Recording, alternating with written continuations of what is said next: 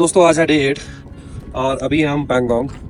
Day 7 की ज़्यादा videos मैं बना नहीं पाया बिकॉज आपको पता है पहले भी मुझे कोल्ड था, तो यहाँ आके सांस की प्रॉब्लम थी, अभी भी हो रही है। मैंने लोकल से पूछा यहाँ क्या ऑक्सीजन की प्रॉब्लम रहती है, तो बोलते हाँ प्रॉब्लम रहती है ऑक्सीजन की, बट हालने में इतनी कोई प्रॉब्लम नहीं है। और कोल्ड तो था ही मुझे, तो इसीलिए मैं ज़्यादा शूट नहीं कर पाया कल।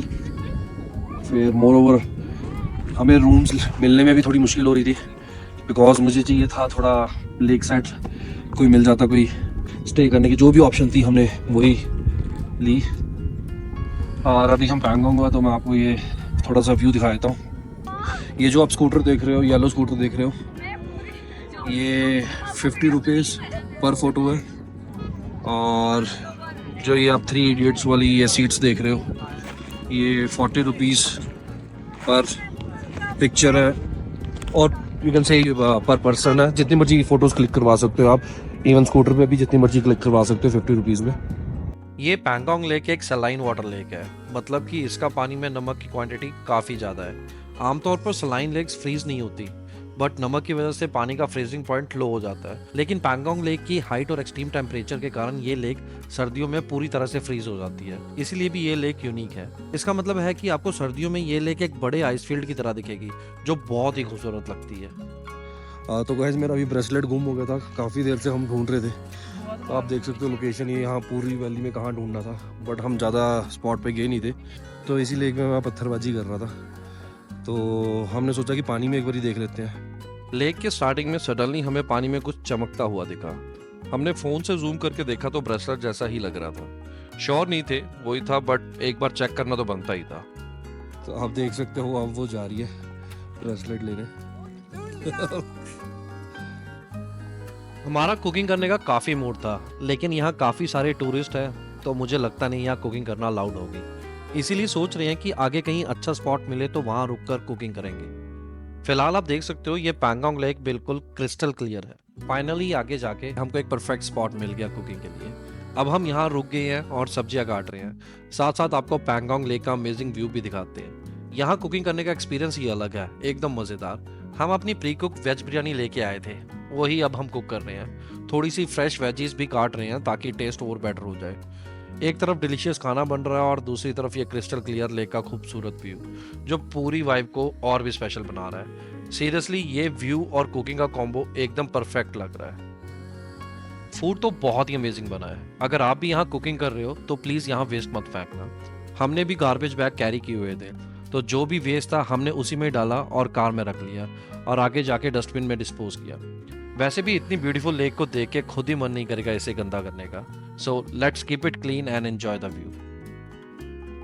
अगर आपको पैंगोंग लेक के पास स्टे ना मिले तो आप 5 से 10 किलोमीटर आगे जाके मान विलेज या मिराक विलेज में स्टे कर सकते हो। ये दोनों विलेजेस लेक के पास ही हैं और ओवर क्राउडेड भी नहीं है। यहाँ से लेक का व्यू भी बहुत ही अच्छा मिलता है और शांति भी होती है। इन विलेजेस में आपको अच्छे स्टे भी मिल जाएंगे, जो कंफर्टेबल और पीसफुल स्टे के लिए परफेक्ट है। अब हम हानले के लिए निकल गए हैं। पैंगोंग से हानले का डिस्टेंस लगभग 300 किलोमीटर है। रास्ते में आपको रिजांगला वॉर मेमोरियल मिलेगा, जो 1962 की इंडो चाइना वॉर में शहीद हुए सोल्जर्स की याद में बनाया गया है। ये एक इमोशनल और हिस्टोरिकल जगह है जहां आप उन सोल्जर्स को ट्रिब्यूट दे सकते हो। हानले का रास्ता काफी चैलेंजिंग है। पहले 200 किलोमीटर तक रोड्स काफी खराब है, लेकिन लोमा के बाद रास्ता ठीक हो जाता है और लोमा के बाद आपको व्यू कुछ ऐसा मिलने वाला है। वीडियो में तो आपको पता नहीं ये व्यू कैसा लग रहा होगा, बट मुझे इस रोड पर ड्राइव करने का मजा और ये नज़ारा देखने में तो बहुत ही सेटिस्फाइंग लग रहा था। हालने पहुंचने पर मैंने रात को व्लॉग नहीं बनाया क्योंकि हम काफी थक गए थे। हमने बस इस खूबसूरत मिल्की वे का नज़ारा ही कैप्चर किया। तो गाइस ये रही वो प्रॉपर्टी जहां हमने रात को स्टे किया। इस प्रॉपर्टी का नाम है अरोरा कैबिन। यहाँ स्टे आपको 5000 में मिल जाएगा विद बफे। हर रूम के बाहर आपको थोड़ी सी सीटिंग स्पेस मिल जाएगी। अंदर बेसिक एमिनिटीज भी आपको मिल जाएंगी, बट यहाँ लाइट की बहुत प्रॉब्लम रहती है हर वक्त, रात को भी और सुबह भी। तो यहाँ पर पावर बैंक और बाकी डिवाइस फुली चार्ज रखें। और सबसे जरूरी चीज, यहाँ सिर्फ BSNL के ही नेटवर्क आएंगे, वो भी BSNL पोस्टपेड होना चाहिए। ले से भी जो आपने प्रीपेड सिम लिया होगा वो भी यहाँ नहीं चलेगा। ये किसी ने इस होटल में टेलीस्कोप रखा है। जो बंदा इसे चलाता है वो 10 किलोमीटर दूर से आएगा और सिर्फ टेलीस्कोप में मिल्की वे दिखाने, और इसे दिखाने के 200 रुपीज पर पर्सन लेता है, जिसमें स्टार्स और मून दिखाएगा। इस टेलीस्कोप में फुल क्लियर दिखेगा सब कुछ, इवन रेड स्टार भी दिखेंगे। रेड स्टार मींस जो बहुत पुराने स्टार्स होते हैं। मेनली 5 टाइप्स के स्टार्स होते हैं। ब्लू एंड वाइट स्टार्स, ये स्टार्स थोड़े यंग होते हैं। येलो एंड ऑरेंज स्टार्स जो थोड़े पुराने होते हैं, और रेड स्टार्स जो बहुत पुराने या ओल्ड स्टार्स भी कह सकते हो। तो ये स्टार्स आपको इस टेलीस्कोप में दिखेंगे। ये जो आप देख रहे हैं ये इंडियन एस्ट्रोनॉमिकल ऑब्जर्वेटरी है, जो वर्ल्ड के सबसे ऊंचे ऑब्जर्वेटरीज में से एक है। मींस ये एक ऐसी जगह है जहां पर साइंटिस्ट और रिसर्चर्स टेलीस्कोप और दूसरे इंस्ट्रूमेंट्स को यूज करके स्काई को स्टडी करते हैं। यहाँ से स्टार्स, प्लैनेट्स, मून और एस्ट्रॉइड जैसे ऑब्जेक्ट्स को ऑब्जर्व किया जाता है। और हाल ही में एशिया का सबसे बड़ा इमेजिंग टेलीस्कोप भी यहाँ बनाया गया है, जिसे MACE टेलीस्कोप यानी मेजर एटमॉस्फेरिक चेरनॉफ एक्सपेरिमेंट टेलीस्कोप कहते हैं। ये टेलीस्कोप दुनिया का सबसे ऊंचा गामा रे टेलीस्कोप भी है, जो 4300 मीटर की हाइट पर लगा हुआ है। इसकी इनॉग्रेशन पिछले साल अक्टूबर में हुई थी। यह टेलीस्कोप साइंटिस्ट के रिसर्च के काम आता है। हालने को टेलीस्कोप के लिए इसलिए चूज किया गया है क्योंकि यहाँ का स्काई क्लियर है और लाइट पोल्यूशन कम है और वेदर भी स्टेबल रहता है। इसीलिए ये जगह परफेक्ट है एस्ट्रोनॉमी के लिए। अभी हालने में थे हम, हालने से जस्ट अब निकले हैं उमलिंगा के लिए, जो कि सबसे हाईएस्ट पास है। और मैंने काफ़ी से सुना था कि हालने में स्टे अच्छे नहीं है। हालने में स्टे बहुत अच्छे हैं। अगर एक्सप्लोर करोगे तो आपको मिल जाएंगे। नई प्रॉपर्टीज़ भी बहुत अच्छी बन रही है। अब बाकी मैंने आपको प्रॉपर्टीज़ मैं दिखा भी देता हूँ जो नई प्रॉपर्टीज़ बन रही है। थोड़ा आगे आ गया हूँ, बट पीछे भी अभी काफ़ी प्रॉपर्टीज़ बन रही थी। आने वाले टाइम में आप लगा लो, आप 2 साल में बहुत अच्छी प्रॉपर्टीज़ आपको यहाँ पर मिल जाएंगी। तो अभी हम निकल चुके हैं उमलिंगला के लिए। हालने से उमलिंगला का रूट स्टार्टिंग से ही सारा खराब है। डायरेक्शन के लिए भी गूगल पर लोकेशन भी नहीं दिखेगी उमलिंगला के लिए। सॉरी, गूगल तो चलेगा ही नहीं, बिकॉज आपकी सिम ही नहीं चल रही होगी यहाँ। हालने में हर जगह, इवन उमलिंगला में भी कहीं नहीं सिम चलेगी। सिर्फ और सिर्फ BSNL पोस्टपेड ही चलेगी। BSNL पोस्टपेड के बावजूद भी सिर्फ कॉलिंग कर सकते हो, बट इंटरनेट नहीं चलेगा। यानी कि हालने में इंटरनेट नहीं है। हालने विलेज एंटर होने से पहले एक कैफे आएगा, सिर्फ वहीं आपको वाईफाई मिलेगा और कहीं नहीं। हालने से उमलिंगला अप्रॉक्स 60 किलोमीटर है। रास्ता रग्ड और ऑफ रोड होने की वजह से 2-3 घंटे तो लगेंगे ही, और वेदर और कंडीशन के हिसाब से और भी ज़्यादा टाइम लग सकता है। उमलिंगला पास, जो कि लद्दाख में दुनिया का सबसे ऊंचा मोटरेबल पास है, ये 19,000 फीट की हाइट पर लोकेटेड है। ये पास 2017 में BRO means border roads organisation की एफर्ट के बाद सिविलियंस के लिए ओपन किया गया था। उमलिंगला पास से पहले दुनिया का हाईएस्ट मोटरेबल पास था बोलीविया के उतरुनकू, और सेकंड नंबर पर था इंडिया का माना पास, जो कि उत्तराखंड को माना जाता था। उमलिंगला पास बनने के बाद अब ये पास वर्ल्ड का हाईएस्ट मोटरेबल पास बन गया है और 2021 में गिनीज वर्ल्ड रिकॉर्ड का सर्टिफिकेट भी जीता। आज के टाइम में एडवेंचर्स लवर्स के लिए ये एक अल्टीमेट डेस्टिनेशन बन चुका है। इस रूट पर आपको कोई पेट्रोल पंप नहीं मिलेगा, मोबाइल में तो नेटवर्क आएंगे ही नहीं, ना ही कोई मेडिकल फैसिलिटीज यहाँ मिलेंगी। बट रास्ते में आपको नुरबोला टॉप के बाद एक कैफे जरूर मिलेगा। बट स्टिल मैं आपको रिकमेंड करूंगा कि आप कुछ स्नैक्स और इमरजेंसी का सामान अपने साथ ले जाएं। ये रूट नेविगेट करने का एक ही तरीका है, छोटी छोटी पोल्स को फॉलो करना, जिनके ऊपर JSR या जूसा लिखा होगा। पोल्स या माइलस्टोन को मिस मत करना, वरना आप रास्ता भटक सकते हैं। हम सिर्फ टायर के निशान को ही फॉलो कर रहे थे, बट कहीं बार वो भी समझ नहीं आएंगे, क्योंकि 3 रास्ते यहाँ से निकल रहे हैं। बंदों ने पता नहीं क्या कर रखा, अपने ही रास्ते बनाए थे, टायरों के निशान बनाए थे।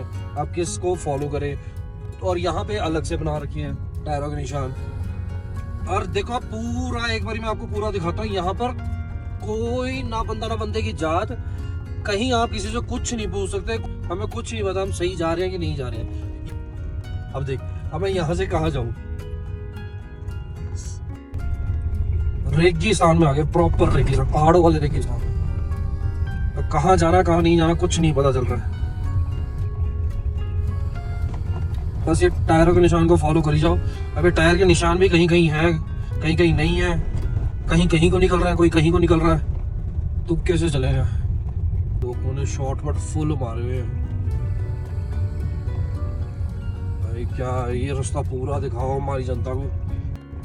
पहले प्लेन रास्ता था, अब पूरी स्टिफ चढ़ाई है। प्रॉपर ऑफ रोडिंग है कि रोड्स है ही नहीं।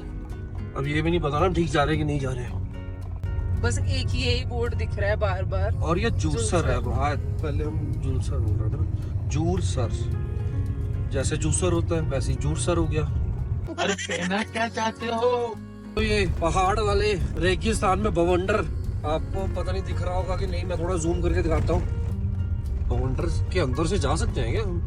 दोस्तों ये बवंडर यहीं क्यों नाच रहा है, इधर उधर क्यों नहीं हिल रहा, बस यही बात समझ नहीं आ रही मुझे। ये ना पास जाके कुछ और ही दिखे क्योंकि मशीन चली हुई है, तो पास जाके देखते हैं एक बारी। वही है बवंडर जी प्रणाम, पहली बार आपको देख रहे हैं। इनविजिबल हो गया बवंडर जी इनविजिबल हो गए, हमें नहीं दिखना चाहते। बवंडर जी, तुमसे दिख रहा था। बवंडर जी। और अभी ये सुंदर सुंदर पहाड़ दिखे हैं और ये पहाड़ बहुत अच्छे लग रहे हैं। एक बात तो पता लगी है, 4-4 लेन बनी हुई हैं जो ये यहाँ पर, तो आप देख सकते हो 1 2 3 4 5 6 और वो एंड में 7। पर ये मुझे लग रहा है मिलती तो एक ही जगह होंगी ये। भाई अब जहाँ आंख घुमाओगे कहीं कुछ नहीं दिखेगा, कोई पेड्डू नहीं दिखेगा, कोई गाय नहीं दिखेगी, कोई बकरा, कोई बकरी, बस पत्थर, कोई मुर्गा, कोई मिट्टी मुर्गी, और पहाड़। मुझे लग रहा कीड़े मकोड़े भी नहीं होंगे। हाँ पीछे एक चिड़िया जरूर दिखी थी, चिड़िया हमने उस चिड़िया से भी हेल्प मांगी थी कि तू ही हमें रास्ता बता दे। तू क्या बोल रही है? पर वो चिड़िया ने मुंह मोड़ लिया और वो पीछे की तरफ चलेगी। बस एक ये छोटा सा बोर्ड दिखता है, इसी के सहारे हैं हम। बस आप समझ लेना, आपको अगर जूरसर दिख रहा है बीच में तो आप ठीक जा रहे हो। फाइनली हमें एक बोर्ड दिखा है, अभी मैं आपको थोड़ा जूम करके दिखाती हूँ, जिसपे लिखा है जुरसर, हानले, उमलिंगा एंड डैमचोंग। और फाइनली हमें 2-4 लोग भी दिखे हैं यहाँ, हमें बहुत खुशी हो रही है देख के। ये कुछ काम कर रहे हैं। अब कितना रह गया ये मुझे पता नहीं है, बट मैंने नीचे पूछा था तो उन्होंने बोला थोड़ा ही रास्ता खराब है, ज्यादा नहीं। तो आई थिंक हमने वो जो थोड़ा रास्ता था, थोड़ा नहीं कुछ ज्यादा था, थोड़ा ज्यादा था। प्रॉब्लम ये आ रही थी, उस रास्ते से प्रॉब्लम नहीं आ रही थी, प्रॉब्लम ये आ रही थी कि हम ठीक जा रहे हैं कि नहीं जा रहे हैं, क्योंकि हम इतनी दूर जा रहे हैं और हम कहीं एंड पॉइंट पे जाके ये ना होए कि हम गलत आ गए हैं। अब हम नुरबुला टॉप पर पहुंच गए हैं। ये एक और हाई एल्टीट्यूड पॉइंट है, ये 17,300 फीट पर है और यहाँ से उमलिंगला बस 16 किलोमीटर ही दूर है। हालने के बाद एक सिर्फ यही कैफे आपको मिलेगा। यहाँ काफी लोग रेस्ट लेते हैं बिकॉज ऊपर जाकर ऑक्सीजन लेवल कम है, और इस कैफे के बाद जो रास्ता आने वाला है उस रास्ते पे ऑक्सीजन लेवल और कम होने वाला है। तो फाइनली हम पहुंच गए हैं उमलिंगला पास, जो कि है 19,024 फीट पर। ये दुनिया का हाईएस्ट मोटरेबल पास है इस टाइम पर। बट 2023 में बीआरओ ने सोशल मीडिया पर अनाउंसमेंट की थी कि उमलिंगला से 100 फीट ऊपर एक और पास बन रहा है। ये पास लिकारू-मिगला फुकचे रोड पर होगा। इस रोड का काम भी स्टार्ट हो चुका है। तो बीआरओ अपना ही हाईएस्ट मोटरेबल रोड का रिकॉर्ड तोड़ने वाली है। Plus BRO longest high altitude highway tunnel बना रही है जिसका नाम होगा शिंकुला टनल। प्लस बीआरओ एक और प्रोजेक्ट पर काम कर रही है जो कि वर्ल्ड का हाईएस्ट एयरफील्ड होगा, और ये न्योमा एयरफील्ड के नाम से है। और हम बात करें इस जगह उमलिंगला की, तो यहाँ आपको एक कैफे मिलेगा, ऑक्सीजन चैम्बर भी है। वो काम कर रही होगी या नहीं कर रही होगी ये आपके लक पर डिपेंड करता है।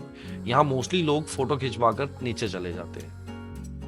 हम ज्यादा टाइम उमलिंगला पास नहीं रुके क्योंकि ऑक्सीजन लेवल बहुत कम था यहाँ। फोटो खिंचवाते ही हम निकल गए। यहाँ लो पावर कार्स और बाइक नहीं पहुंच पाएंगी बिकॉज फोर्टिला में मल्टीपल बेंड्स है, जिसकी वजह से लो पावर व्हीकल्स में प्रॉब्लम आ सकती है। हमने रास्ते में 3-4 कार्स में यहाँ प्रॉब्लम आते हुए देखा था, तो इसीलिए हम आपको रिकमेंड कर रहे हैं जब भी यहाँ पर आए हाई पावर व्हीकल्स लेके आए। एक और बात, यहाँ शॉर्टकट्स लेने की बिल्कुल कोशिश मत करना क्योंकि वो काफी स्टीप हो सकते हैं और डेंजरस भी। तो अब हम वापस जा रहे हैं ले। अभी 3 बज चुके हैं, कम से कम 8 से 9 घंटे लगेंगे वापस ले पहुंचने में। ले वापस जाते वक्त हम न्योमा से जाएंगे बिकॉज ये हाईवे बहुत ही अच्छा है, रोड बिल्कुल साफ है और न्योमा में आपको पेट्रोल पंप भी मिल जाएगा। हम ले वापस इसलिए जा रहे हैं बिकॉज हमने जाना है इसके बाद कश्मीर, तो डायरेक्ट तो नहीं जा सकते क्योंकि बहुत डिस्टेंस है, इसलिए हम ले में आज की रात रुकेंगे और फिर कल सुबह कश्मीर के लिए निकलेंगे। चलिए दोस्तों, ये व्लॉग को यहीं वाइंड अप करते हैं। अगले व्लॉग में मिलेंगे एक नए एडवेंचर के साथ। तब तक के लिए अपना ध्यान रखिए और ट्रैवल को एंजॉय करें। स्टे ट्यून और सेफ ट्रैवल करते रहिए। बाय।